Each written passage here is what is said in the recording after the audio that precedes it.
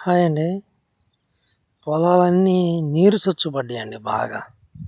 నీళ్ళు పారి పారి పారి వాన కురిసి కురిసి కురిసి మొక్క తట్టుకోలేకపోతుంది.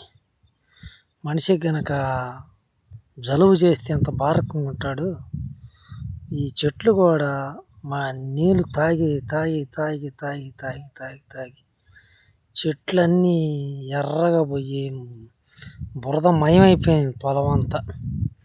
ఆరట్ల గట్టిగా 15 రోజులు బట్టి ఒకటే వాన గ్యాప్ లేకుండా కురుస్తూనే ఉంది.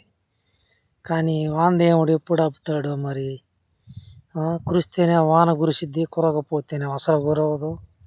రైతు ఏ విధమైన నష్టపోతున్నాడు, ప్రతి విధంగా నష్టపోతున్నాడు రైతు. పంట వేసేవాడు ప్రతి ఒక్కడు అప్పుల పాలైపోవడం. అంటే ఎందుకు అప్పుల పాలైపోడు? ఎట్లా ఉంటే అందరూ అప్పుల పాలైపోతారు. కురిస్తేనే వాన కురిస్తే, కురవకపోతేనే వాన కురవదు. మన ఇష్టం అంటలే కానీ వర్షం కురిసేదానికి కురవదానికి అదంతా భగవంతుడి ఇష్టం. భగవంతుడే రైతుల మీద పగబట్టాడు. మరి ఎందుకో మరి ఇట్లా వాన కురిపిస్తున్నాడు.